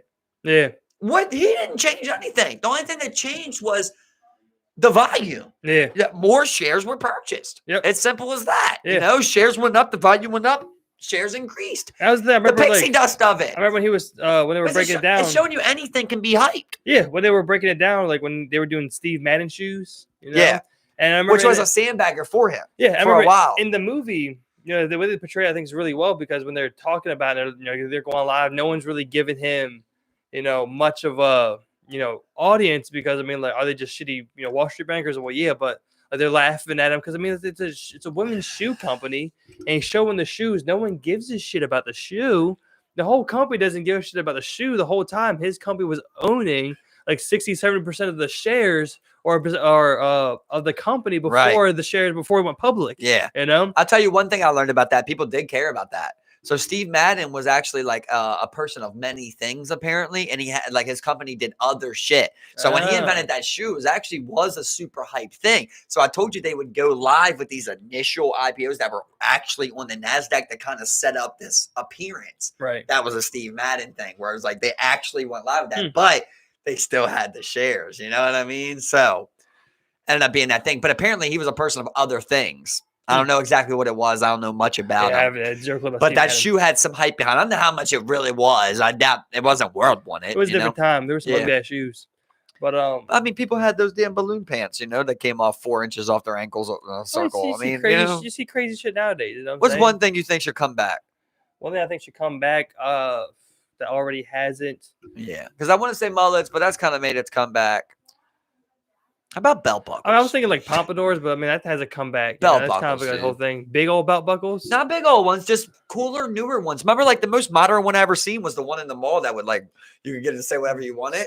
We gotta better do better by now, right? Yeah, store opening thing, yeah. We gotta better do better now by now. We got 3D printing and shit. I mean, that's better to make you a goddamn 3D print of Mongolia if I want, you know? Yeah, it'd be blingy as hell. Whatever you want.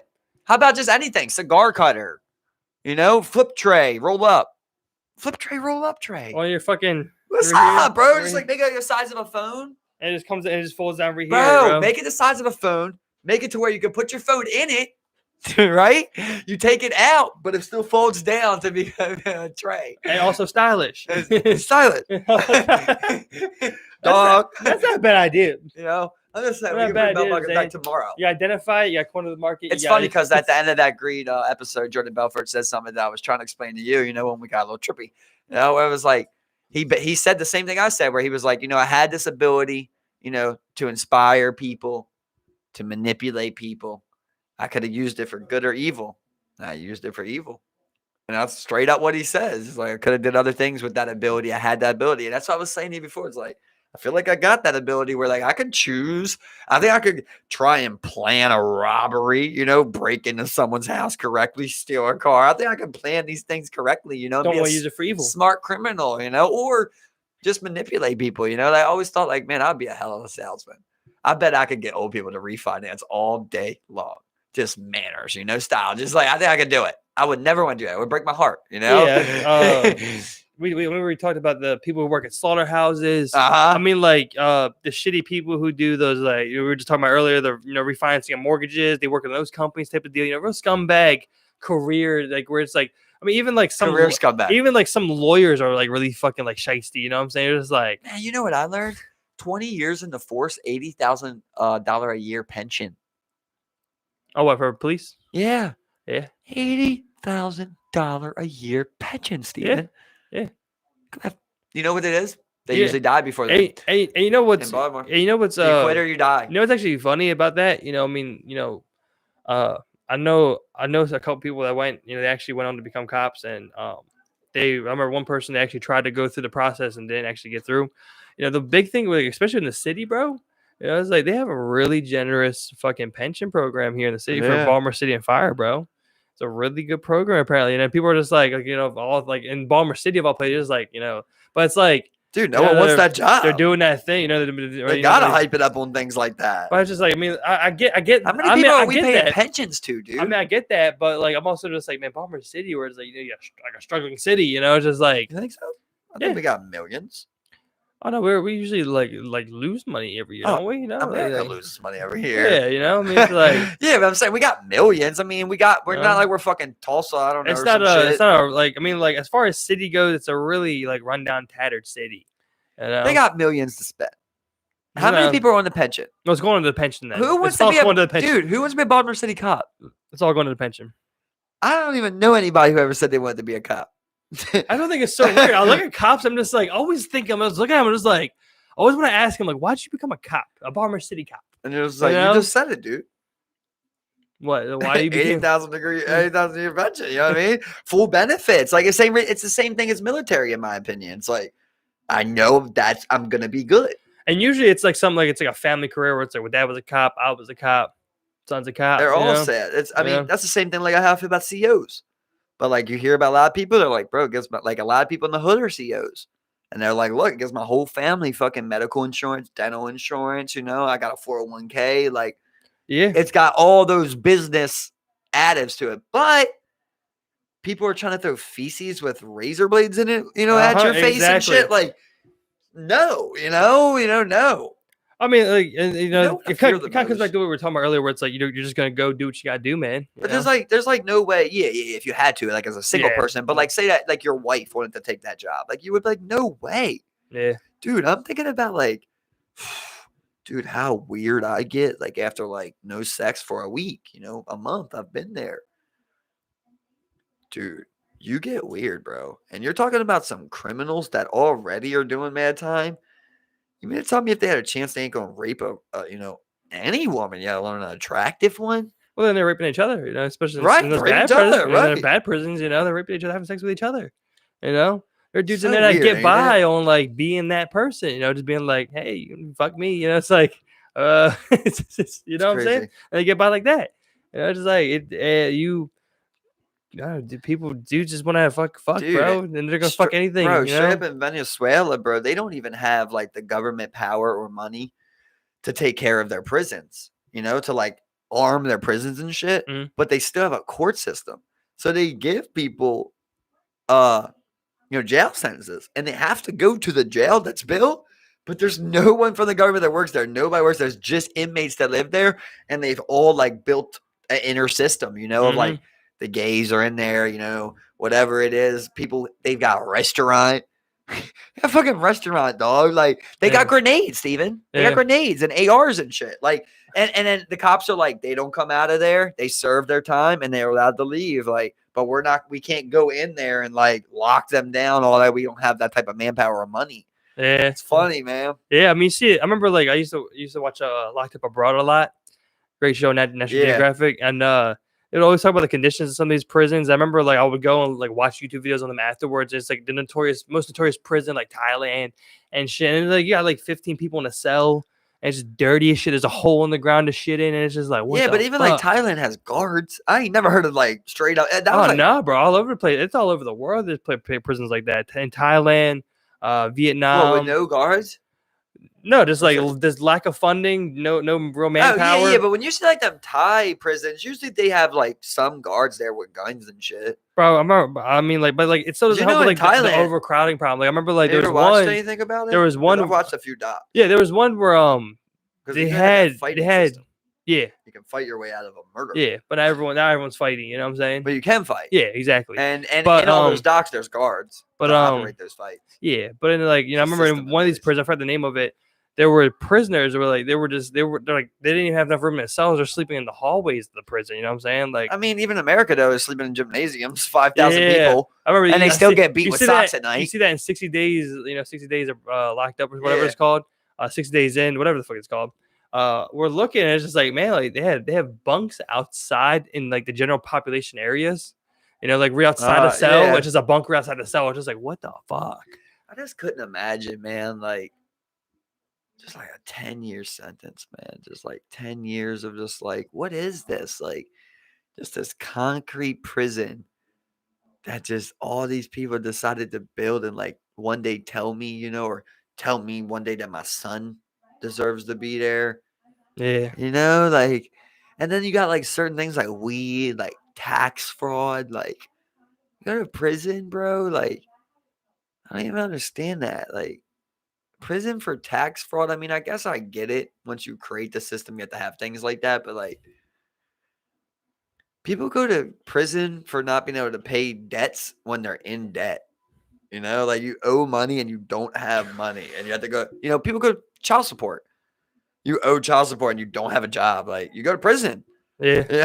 Like it's crazy, bro. And I was just sitting there thinking about that. Like these people that have just done all these times in this spot, man. It's like life is so fragile and finite. You have such little time, and why would you want to spend any time in there? That's why I'm like, all day long, I'm like, fuck this system. At the end of the day, I ain't gonna do nothing to put me in that motherfucker. I know Exactly. they got a million people that'll I'm saying cuff my ass, shoot my ass. They keep you somewhere, bro. Oh, take you away, They keep you, bro. Like, not let you see your family and shit, They bro. control everything for you. It's like, man, It's weird they let you do these little things though, right? Like over time they learned like they couldn't do all these things or people would go crazy, right? Like we gotta let them have visitation. Yeah. We gotta let them like conjugal visit. Yeah. Certain things, right? Like they're just gonna rape everything and we don't give them conjugals. Exactly. You know what I mean? Like, Yeah. and it was like, all right, we're making like, okay, you can smoke cigarettes, so you can't smoke cigarettes. But it's like you're sitting there and like people design a system, but it's like, well, I mean, like, can't live without my smokes. It's like, I won't deny a man that smokes. Man, even when you go execute a man, you give him a last smoke. It's like it's just. I knew a man. Plus, we can make a deal with Marlboro. I knew him. Yeah, right. Yeah, exactly. They provide us. Exactly. I knew a man who was 18 and got 18, bro. And I still think about. I don't talk to him.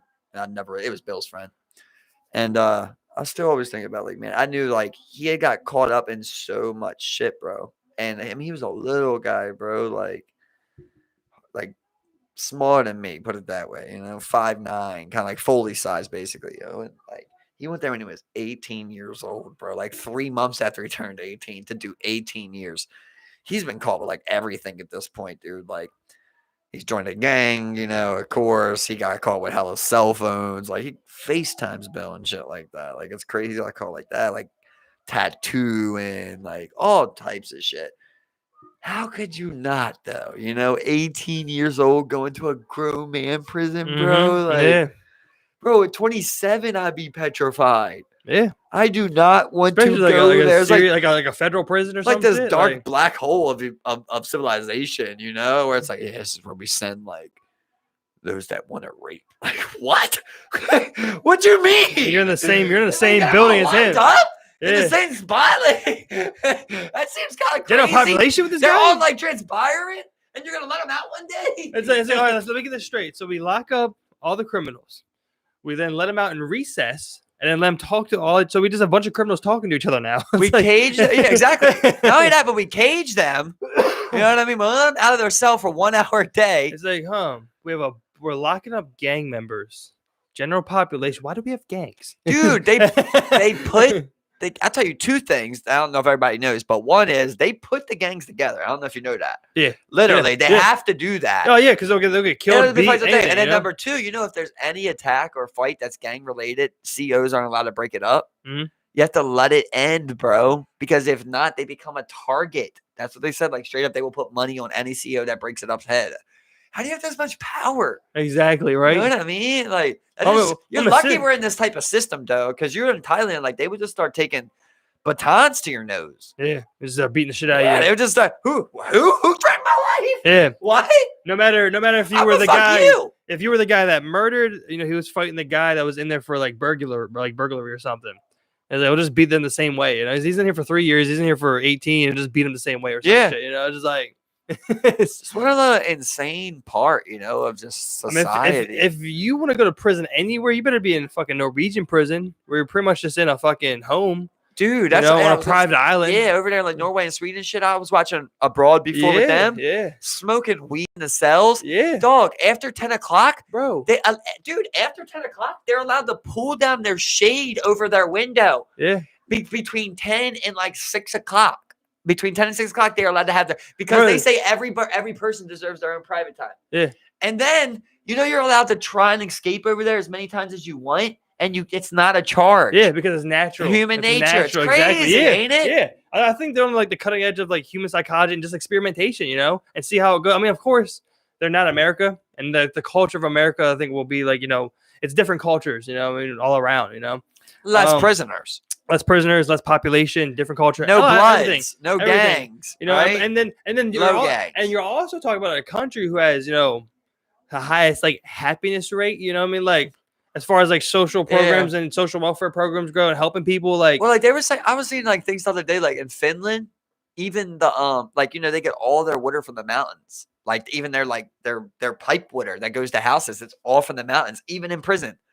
So like Freddie Gibbs was on Joe Rogan podcast and he was on there. He's like, man, you go to Finland, they drink straight out the faucet. You love it. He's like, you never tasted water like that, man. It comes straight out the faucet. Oh, that's awesome. You're able to provide these type of things when you got like this small and there's not that many. Small stuff. So you're sitting there just like, I'm gonna harvest this mountain water. But then it's like you got all that, right? But then a day, like somewhere down the civ tree, you decided you would be an America's bitch. A Russia's bitch. At the end of the day, you are these people's bitch. Like if I wanted to be a domination civ, I could easily conquer. Well, when you were sitting here, and then take half the EU with no problem. Next thing you know, you see America. They get into the industrial era, and then from there, they start pumping out commercial hubs, and you're just like, fuck. Give them good tap water. Exactly, man. You just try to do things like that, Mm-hmm. Yeah. Well, I mean, and the social welfare programs and just like little things like that, I mean, I think it's easier to do that because again, like you're dealing with what, like 10 million, 15 million people versus 30 million people versus 350 million. You were talking about it, or if it was a guy on my job, but with that pipeline that Israel and Turkey built. Did you hear about that? No, it's going to be. So they agreed on it, but it's going to be the biggest one in the Mediterranean Sea, and they both agreed for it to like transport hella oil from like somewhere else to them or to each other, whatever it is. And he's like, the guy at work was like, well, I don't see like, how they would be allowed to do that. I'm like, bro, when you're like these landlocked, anybody who's played Civ knows this. When you're like these small landlocked countries, bro, you gotta be brave. You know what I mean? Like you gotta. If you go around asking everyone, can you build a pipeline? Everyone's gonna say no. You know what I mean? You got to just say we're building a pipeline. Then you just go like this. It's like Iran with the enriched uranium. You know what I mean? It's like we did 20%. It's funny. Just look around, bro. It's funny you bring up Iran, bro, because I was reading a lot into the history of Iran, bro. I forgot a lot of these people's names, but pre-Islamic Revolution, 1979 was when the Islamic Revolution happened in Iran. Before that, bro, you had people walking around, and it looks like a Western civilization where, like, the women, the king, the Shah, he banned veils, he banned those types of things, and people, women were just walking around hair out, beehive style, like American style type of deal, bro. Poodle skirt looking motherfuckers, it just like it looks like, it's I thought it's Hussein, right? No, Hussein was Afghanistan. This is Iran. No, Saddam Hussein's not Afghanistan. Yeah. No, Pakistan. Pakistan then. No. Yeah, no, Saddam is one of those, yeah. It's not Iran. Saddam Gaddafi is Libya. Yeah, Iran is Hussein, bro. No, it's not, bro. I'm telling you, bro. It's not 100% not. I'm pretty sure, no, it's not, bro. It's either I'm pretty sure it's Afghanistan. It's Afghanistan. Yeah. Now you got a question myself. Whatever you tell me, I won't believe you. La la la la la. It was Iraq. Yeah, it was Iraq. Okay, not Iran. okay. Anyway. Yeah. We're both. Oh yeah, we went something. But so pre-Islamic Revolution, and I was reading into what caused the Islamic Revolution. So pretty much there was the king, the Shah, and he was fascinated with Western civilization, Europe, America, and wanted to strive to be more like those Western civilizations and become like a modern Islamic nation type of deal.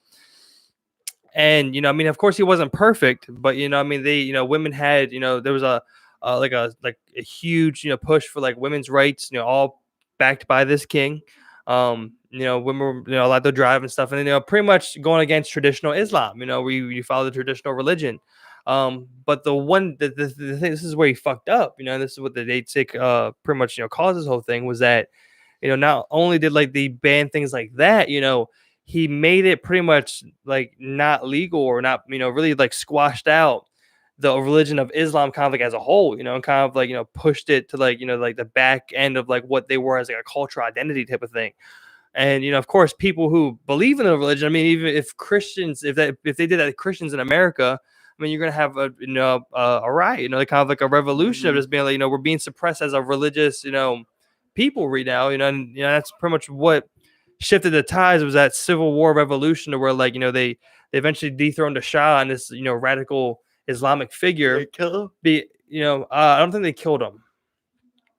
But you have this radical Islamic figure pretty much because as a result of the religion being pushed and like kind of like squashed, not being allowed to like practice freely, instead of like making like an integrated society, where like a freedom of religion type of deal, like he just completely tried to stomp it out, and like they went the Western type of world. Yeah, exactly. And he probably was like, this is what they bash us for. Yeah, try something else. I mean, like I say, it wasn't perfect. Maybe he just thought it was dumb too, bro. I mean, at the same time, he could be like, "There's no God." Like, if you looked at the way he dressed, he was 100% like going for like kind of like England type of deal, where like he looked like a decorated like Marine veteran as a king. Yeah. And the woman was always like, in like a lot of dresses like a queen with a crown and stuff. My boss at work was teaching me about with Jordan, their king. He married a British woman, like not a random woman, something government, whatever it is, a British woman though. Apparently, like that's what they try to do, is like get whites to, they already had that British aspect to them. Apparently they had been like, I don't know, battled or overthrown, but they had already been there. And if you look up pictures of him, it's the same thing where like he's in like all Western wear and shit, like trying to be, more Yeah. modern like that. Yeah.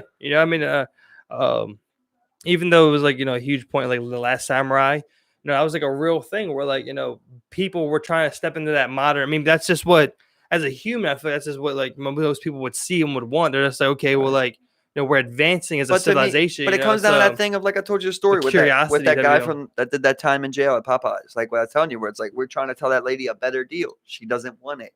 Yeah. We try to tell her it again. She doesn't want it. Yeah. It comes a point where it's like, okay, even though I think this is better for you, if at the end of the day, I think you shouldn't be a samurai. And I mean, like, I think you think you should. I mean, I think that's where, like, you see a lot of cultures, like, like Japanese culture. I mean, like that was the, a big thing with like modernization. It was them throwing out the traditional ways. And kind of moving away from tradition. Whereas like, you have like this people where like people still taught their religion, their like traditions very heavily, and it's very heavily ingrained in the culture. But you kind of like live in a modern society. And of course, they clash at times, but it's like it's funny how like we kind of like have these agreements, then we have these ones we argue over. Like you're sitting here and you're saying like, okay, you can't be a samurai, and everybody's like, well, I want to be a samurai, and then all your people are like, well, you should let them be, what they want, if that's what makes them happy, and then somebody's like, I want to be a child molester. And it's like, well, no, you can't be a child molester. It's like, yeah, no, dude, you can't be a child molester. It's like everybody says no. But he's like, at the end of the day, like he's doing the same thing a samurai is doing. He's like, well, I'm a child molester, like whatever it is, domestic violence. I want to beat my wife up. Wait, you can't beat your wife. Well, we all agree that we probably shouldn't beat our wives up, So it does come to this point where it's like, you don't get to decide, which is weird, because. Well, society's going to go in one way, and, it's going to, either, time will pass to the point where like that generation kind of dies out and they gets hold of the younger, newer generation, which is, what the future workforce is going to be anyway. I'll tell you one that's like the weirdest one to me is just like nudity, period. Like it's illegal to be nude. Mm-hmm. That's really weird. Well, I mean, like, the whole thing, Does everybody even agree on that though? Like, no. Europe is a completely different culture, apparently, with nudity and stuff like that. But like, bro. you can't walk down the street naked, right? Yeah. See, this is what I'm saying. But see, this is where it gets a problem, though. Like, okay, so you're walking down the street with your 13-year-old daughter. So, 4 guys walk by with no pants on. It's like, I don't know. I don't want that on. Well, I mean, I think as far as like, genitals go, I think it's a different law. But as far as topless women, it's a, it's a different type of feeling towards like breasts and, that should definitely be. I mean, that makes sense. Yeah, no one walks around with their dicks out. But then again, am I being biased? I mean, are there women? But I mean, what's the argument? But then it's like, I don't know. I'm sexualizing things. You get what I'm saying? We're like, I'm telling my daughter, my daughter's not going to see a dick, but my daughter's allowed to see tits because she got tits. Like, what's the thing? Like this, like it's weird. It's just a different cultural norm where like the women topless. It's just like a kind of like a normal thing in society. And of course, you don't see people walk around topless all the time. You know what I'm saying? It's not like they're just in this town square and 4 out of 10 people are topless. You probably don't even see. You'll probably be 0 out of 10 most of the time. But let's say if it was like really open, you go to no stigma. You go to beaches. And beaches are I believe all the European beaches are just nude beaches. But it's mainly dudes that get naked. No. Yeah. No. Everyone gets naked out that bitch, it's mainly dudes, bro. Everyone gets naked out that bitch, bro. Nah, bro. I'm telling you, I've watched a few docs, bro. Yeah, not a few French nude beach. It's not real. It's not obviously a real doc, but I literally have watched, those guys that go explore spots. That I've watched like 3 separate people that go hit those beaches, dude. And I've seen it. Like, it was like 2 chicks. It's mainly all old people, first of all. If you do see some probably older women. There's not some hot 21-year-old bitch out there with her tits out letting everybody see. Like, I'm just telling you, it probably somebody, but it's not a lot of them. No. And then they have some standards. I mean, listen, this is the thing, bro. This is the thing, bro. This is the thing. But like when you're at a huge public beach and everyone's out that bitch, everyone goes to the beach, bro. Everyone's out that bitch, bro. Okay, so you decided. Same thing with like Australia. So you have these big voluptuous titties on you. Okay, you got big old WDs on you, boy. You're 21-year-old hot fucking shit. You come to the fucking beach, nude beach. You pop them bad boys out and you're sunbathing, titties up. I'm a fucking 80-year-old dude, and I'm at the beach, dick out. I put my fucking tail, 5 feet from your tail. I'm hard as a motherfucker. I'm rock hard. And I just watch your tits. Like, you know what I mean? Another, bro. I get it, bro. Listen, but here's the best part. Here's the best part. Another 80-year-old man comes up, right? And then I call my 80-year-old friends. And next thing you know, it's like we got 7, 8 dudes. And like, I'm just saying. I was saying, this is where you're getting creepy, though. You know but that's like, you know, that's, it's like, now we get shut down. Dude, you know? there's, like, no one's dude, not as dudes that sit around. Listen, I don't want to sexualize anything, but these are facts. If there's a 20-year-old bitch want to come out here, are you, dude? If a 21-year-old bitch comes out with some big ass titties and hits a nude beach, you mean to tell me that guys aren't going to be perverts? And but listen, they're going to be looking. But like when you're saying to the point where like you have 7 old dudes sit like looking, like, if you're from afar, it's like who the like gives it. But when you're noticeable and you're sitting there staring, you're a creep, dude. That's where you're crossing the line, and people are going to put a stop to that. That's where it comes illegal. You know. Dude, you know what I'm saying, bro? With your titties out there, like. But it's a public nude beach. But when I come up to you, you're just like staring, bro. You know what I'm saying? Like it's different, you know. What if I told you I'm not a creep? Like literally, legit, I'm not a creep. You can talk to anybody. But you're gonna look at those titties. I'm not a creep. You have great tits. Like yeah, I can't help but look at your titties. Yeah. But I'm saying there's a difference between where it's like, you know, you're sitting over there and you're just like, you're literally not, you as a person, no, are not gonna sit there. You're not gonna be eye locked with them titties, you know, the whole fucking time. There's so many titties around you. First of all, second of all, when you're the point where, like I said, where like you are like, where like you are noticeably doing it, you know, where it's like you can get that shit can get shut down, bro. You know what I'm saying? The cops patrol this shit. They don't let creepy shit go down. People know what's socially acceptable and what's creepy, bro. You know what I'm saying? But and French, like I said, these European beaches, that's what it is over there, bro. It's a different culture, bro. You see this fine line we're walking? A different culture. You see the fine line you're walking? Yeah. Right? Okay, so flip it, Steve. I pull out with my big voluptuous dick on that nude beach, and I post up, legs open, sunbathing. 10 fucking 80-year-old women come up there and watch me. Oh, nothing weird. Nothing here to see. No big deal. No, yeah. Everything's fine. I mean, maybe in your head, but that's not how my mind works. And I'm not sure why that like jump was made, because it's not, because like I look at it the same way. You know, it's like once you get to the point of being creepy, you know what I'm saying?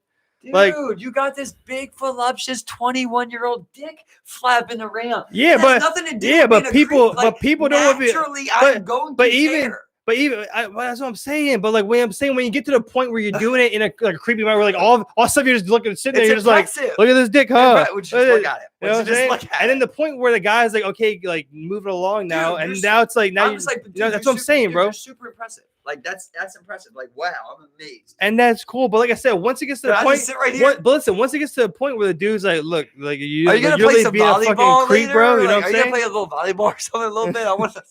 Oh yeah. I want to see how this thing moves around in action. Like, you know, like. But like I said, bro, you know, like it's okay, what's the age? It's a different culture, though, bro. It's different. I don't know, bro. Like I said, I don't know, you know. But listen, but we're all looking at it, and from an American point of view, we're like, you know, from my understanding of European culture, you know, the breasts and the, you know, like women are like, you know, like I mean, like.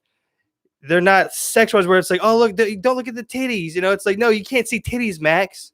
You know, it's like they appreciate titties out that bitch, bro. Titties are nothing. They appreciate some fucking titties. What about if fucking testicles are hanging out? Is that okay for Max to see, bud? You want your little Max to see daddy's testicles are 4 times the size of his daddy's testicles? Look, I'm just saying, do you want that? You know? Do you want your son to be? I'm just saying, like, Daddy, Myers. Look, this, Dad, why are you missing a ball? Look, you know, Dad. Look, of course. Dad, why do you piss in your balls in the morning? There's fine lines, like I said, you know, between like, you know, where like someone's like, you know, like sitting there looking and they're literally like sexualizing your fucking daughter, you know? And then like, you know, like we're like, you know, it's like if we were as a culture, we're just like, look, everyone has fucking dicks. It's not like, and just like you said, like, you know, it's natural for you to look at that dick. Right. It's like, okay, can we accept that's a natural thing? You're like, okay, totally look at that dick, you know? And we do. And there's a line where, like I said, there's a line where, and we know it, where people do creepy shit. And that's where you're like, that's where you put a stop to that. Right. So knowing all of that, everything you said is true right there, right? But knowing what the world is, you also know, right, that people are creeps, that people are molesters and rapers, right? Yeah. So rather, I'm not saying anyone's enticing anyone or trying to victim blame at any means, though. But understand that people are creepy, bro. People are creepy. Just like if you know, put heroin in front of a heroin addict, they're gonna chase you for it. Yeah. Dude, if someone is a sex addict it's going to be hard. I'm not saying they're going to rape that person. It's going to be hard to not look and not be, glued to that as an addiction. But see, but this is also the thing, it's like, even with fully clothed women, no matter how, sexually may, appear, it's like, dudes do the same thing, it's like, to where I think, it's like that's a problem with fucked up humans, you know what I'm saying? It's like, yeah, but you try to like undress it, you're trying to undress it. it. Yeah. But what I'm saying is like, like, I think you could try to undress, like, why someone may do some crazy shit, because I mean, you ever see that software they got now? It like generate anybody with like what they look like naked, what they suspect, like it like reads their body and basically makes a nude. Yeah, I mean, it's pretty good. They had another program where like it gave me 9 inches. they had another program where it took in like like a set number of faces and then it randomized them to the point where like they were like unrecognizable, and they were like 100% like kind of like unique and like form fitting and look like actual people, bro. Yeah, you know what I'm saying? That's crazy, isn't it? We're using image, and like this is the thing, human faces, like they follow a particular proportion pattern, which is why when you see people with nose jobs or something, their face looks off, right? Because it's in proportion now. So it's centimeters that thing's placed on. Exactly. You can't fuck with that thing. And it's all proportion, like just like when someone gets a scar, you get a cut right here. This whole side of your face is going to sag down and cover that distance. I've noticed that a lot with my skin. Like your skin has to reattach. So like scars do the same exact thing. You come here for a nose job, I cut that nose. I created a distance in that skin that now has to reattach, no matter what. You don't regenerate a fib of skin right there. That's not how it works. You know what I mean? Anybody who's had some big cuts knows that. Like you get that small like tissue layer that goes over your wound, and then your skin comes together. It forms itself. You don't just regenerate like out of that wound skin. That would probably take forever. Like that would be some insane shit. That'd be cool one day, wouldn't it? Yeah, exactly, man. I'm getting tired, brother. Check us all out. Tired of talking. I'm ready. Fucking Sif kill. Everybody be safe. Good seeing you. Glad we got back on. Then we're gonna be going for a little bit. Maybe we'll try and get one in tomorrow. Who knows, man? But if not, we'll be back at you next Monday. Sharp and loud. Love you all. Thanks for checking us out. Stay sharp. Stay beautiful. Keep the city clean. Pull your mask up, shorty. Drink fucking water. Like, share, subscribe. We appreciate it. Y'all have a good night.